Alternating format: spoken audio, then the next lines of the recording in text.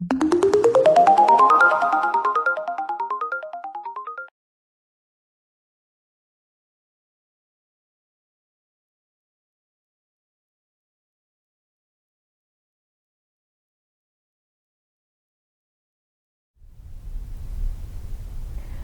a todos, meu nome é Daniela Rosa, eu sou oncologista clínica em Porto Alegre. Eu estou aqui com o Felipe Ades, oncologista em São Paulo, e a gente vai discutir a General Session Number 2 do Congresso de San Antonio, que é o maior congresso de mama do mundo, com mais de 7.000 pessoas, que ocorre sempre anualmente em dezembro em San Antonio, no Texas. Então eu e o Felipe, a gente vai fazer um overview de como foi essa sessão, né, Felipe? Obrigada por estar aqui comigo. Ótimo, eu que agradeço. Vamos lá começar a nossa conversa. Felipe, vamos começar falando para o pessoal como é que foi o início da sessão, que a gente estava conversando antes, nos bastidores, e dizendo que foi uma sessão mais pré-clínica, né? E aí eu gostei do que te chamou a atenção, que eu acho que fecha um pouquinho, porque eu estava pensando naquela questão do receptor de androgênio. Exato, então, nessa sessão foi mostrado que os receptores de androgênio estão muito presentes em câncer de mama. E a gente já tinha dados anteriores que faziam uma correlação de prognóstico positivo dos receptores, né? Isso aí. A doença que tem receptor hormonal de androgênio positivo, né, vai melhor prognosticamente do que a doença que não tem o receptor hormonal positivo de androgênio. E nesse estudo ele mostrou que 90 e tantos % dos casos de câncer de mama hormônio positivo, estrogênio e progesterona, também são positivos para receptor de androgênio. Uhum. E o curioso é que em linhagens celulares, a estimulação do receptor e não o bloqueio está correlacionado com o melhor prognóstico. Então, ou seja, dar testosterona, e no estudo ele usava acho que era 5-D-testosterona, que é o maior agonista, mostrava uma grande correlação com a diminuição da proliferação celular, em particular quando ele usava remédio que a gente usa atualmente, tipo inibidor de aromatase e inibidor de ciclina, que eu achei bastante interessante. Né? Como pré-clínico, assim, um gerador de hipóteses para a gente ver o que vem pela frente, talvez mais um adicional aí terapêutico. Né? Exato, e é o inverso que a gente pensaria, por exemplo, em câncer de próstata, por exemplo. Eles fazem estudos bloqueadores hormonais e em mama você tem que estimular, aparentemente, né, de maneira pré-clínica, foi visto isso pelo menos, que o estímulo do receptor de androgênio reduz a proliferação do câncer de mama. Funcionando quase como um supressor tumoral, né? Que eles até comentaram. Achei muito interessante isso. De maneira agonista com os remédios que a gente já tem hoje. Isso. Né? Então, só lembrando que, com certeza, isso não é um dado que a gente vai passar para a prática, não é essa a ideia. A ideia é que é um gerador de hipóteses para a gente ficar prestando atenção no que vem pela frente, mas talvez mais um alvo aí para a gente poder usar em outro cenário, né? Porque até então a gente conseguiu usar, mal consegue usar receptor de androgênio porque ele é muito raro no cenário metastático, de paciente tipo negativa, então isso é interessante. E a gente também estava conversando um pouquinho sobre a meta-análise do ABC-TCG da adjuvância com hormonioterapia, né? Que já tinha sido apresentada há 2 anos atrás. Isso. E agora veio a atualização.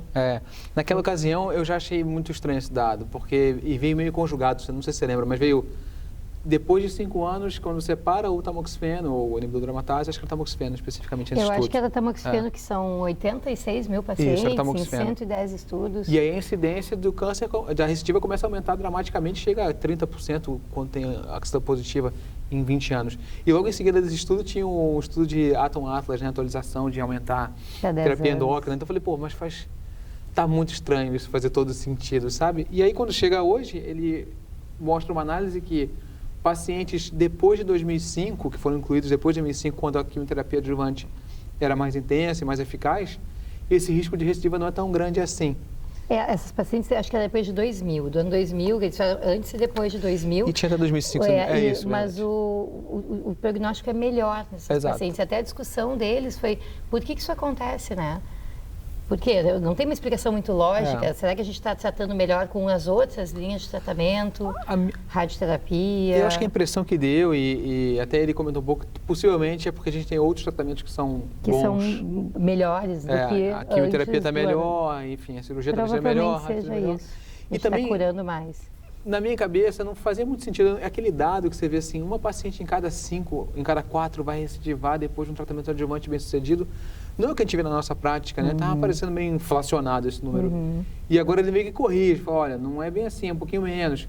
E ele está falando de 2000, né? 2000 e pouco. 2000, isso. Imagina agora 2010, 2015, talvez a recidiva depois do fim do tratamento não seja tão grande quanto a gente imaginava quando foi mostrado lá atrás. Eu acho que isso aí nos ajuda só a mostrar como a gente está melhorando o tratamento a ponto de aumentar a sobrevida mesmo. E tem vários estudos mostrando isso, né? Os gráficos de sobrevida das pacientes com câncer de mama na década de 80 são completamente diferentes de agora. E é muito promissor, é muito estimulante isso. Ele mostrou os índices depois de recidiva em países selecionados, obviamente, de América do Norte e Europa Ocidental.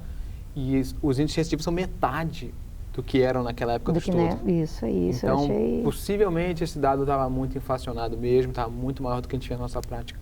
Mas, obviamente, é uma meta-análise, é um estudo grande, é um grupo respeitado. Super respeitado. E a gente tem que continuar observando Com isso aí. certeza. Mas eu acho que foi numa legais. direção que está indo agora de encontro ao que a gente acha na nossa experiência clínica. Isso aí. E a gente depois teve, eu acho que os dois principais estudos, na minha opinião, foram o que ainda não vão mudar a prática, mas que são estudos que nos dizem algo que a gente tem que pensar para os nossos pacientes no dia a dia. Foi o estudo, então, de neoadjuvância com hormonioterapia em pacientes luminais, que a gente já vai falar, o Coraline. E teve o Pearl Study, que foi aquele estudo de comparar, no contexto metastático, inibidor de aromatase com inibidor de ciclina versus quimioterapia com capecitabina. Então, esses dois estudos que eu acho que acabaram sendo mais interessantes para a nossa prática diária. Sim. Então, o Coraline foi um estudo do SOLT, né, do grupo espanhol, que avaliou os pacientes que faziam o teste genômico PAM50 e separaram as luminais B para fazer uma avaliação, fazer neoadjuvância sem quimioterapia. Sim. Fazia com palbociclib. Randomizado, né? Randomizado. Desculpa, com ribociclib e letrozol versus quimioterapia. Né? Quimioterapia habitual, quimioterapia ACT, AC, taxol semanal. Quimioterapia completa, né? Adjuvância. E o que tu achou disso? Eu achei, vamos falar os resultados desse estudo, né? Pra gente poder... Achei interessante. No final do estudo, a gente vê que não há diferenças em termos de resposta patológica completa, que é o que a gente já tinha visto em estudos anteriores, aquele estudo do Coutu francês também não via diferenças em termos de resposta patológica completa depois de um tratamento ou com inibidor de ciclina e letrozol ou quimioterapia, com obviamente muito menos efeitos colaterais para quem não faz quimioterapia, né? Agora, talvez a crítica que eu tenho a esse estudo é que ele seleciona os pacientes que têm que fazer a randomização através de um teste PAM50, inferindo que quem é luminal B tem que fazer quimioterapia e que talvez não seja verdadeiro. Nem todos os pacientes luminais B vão precisar de quimioterapia. Talvez se ele tivesse selecionado com um teste tipo um Cotype, uma print... de risco, né? Para dizer se o risco é baixo, de recidiva ser alto, talvez seja um pouco ele tivesse mesmo, selecionado realmente os pacientes de mais alto risco. E nesse estudo, ele usa um endpoint que é avaliar quem se transforma em luminal A pelo PAM50 depois da quimioterapia, que era uma coisa que eu nem sabia que acontecia. E que é uma coisa que a gente não sabe qual é a validação clínica disso, né? Foi bom tu ter falado. Deixa eu pegar um gancho, tu falou que tu nem sabia. Eu tenho percebido que nesse congresso, esse ano, está se avaliando muito essa questão da heterogeneidade tumoral e o que acontece com o tratamento da hormonioterapia. Na sessão de ontem, que não foi sessão geral, foi o início do congresso, teve várias apresentações nesse sentido, mostrando que quando tu vai biopsiando o tumor ao longo do tratamento neoadjuvante, ele vai modificando o padrão de biologia molecular do tumor, vai se modificando. Então, é muito interessante tu ver que eles mostraram isso para HER2, que o HER2 pode ficar luminal quando tu está bloqueando o HER2, no caso era com lapatinib, e quando tu suspende o lapatinib, ele volta a ser HER2. Então, é muito interessante a gente entender que talvez dependa da continuidade, de um bloqueio mais intenso, ou por mais tempo, o comportamento do tumor, né? Mas isso é uma coisa que eu não sabia, eu vou explicar porque eu não sabia que aconteceu, porque eu acho que talvez não seja uma análise das mais corretas. Porque os tumores, como a gente vê no Metabric, no TCGA, eles são entidades diferentes, né? Então, possivelmente, não é um que se transforma no outro. Talvez você, com o tratamento, faça uma pressão seletiva e aí, você suprime aquelas que são luminal B e sobra as que são luminal A. E de mesma maneira com bloqueadores de HER2 e tal. Então, não sei se é uma análise correta a gente analisar, olha só, todos os tumores que eram luminais B, agora qual é a implicação clínica disso? Eu não sei se tem, a gente não tem uma validação sobre isso. Mas e a resposta patológica completa? A resposta patológica completa é um marcador mais validado clinicamente, porque a gente sabe que quem chega à resposta patológica completa vai melhor, embora perca um pouco o valor em doenças luminais, que a gente sabe que não faz tanta diferença, né? Mas se não chegar a resposta patológica completa, não quer dizer que vai mal. mal, exato. Mas quem chega vai super bem. Então, esse é um marcador interessante e esse foi igual.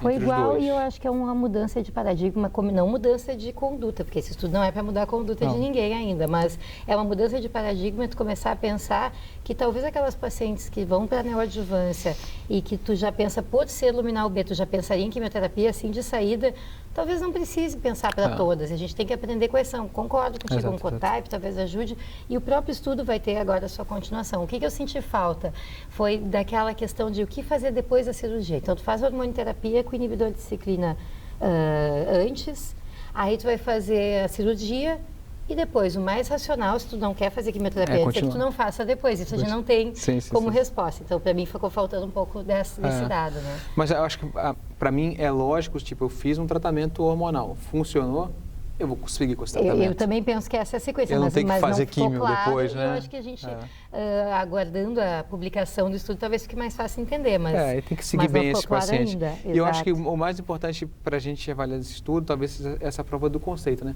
Modificar o perfil pelo PAM50 significa alguma coisa? Porque isso pode ser um marcador que vai encurtar o tempo dos estudos, se ele ficar validado mais para frente, né? Pode ser. Então, eu achei uma ideia interessante. Achei bem bacana, sim. Embora, acho que esse estudo traz mais dúvidas do que perguntas, do que respostas.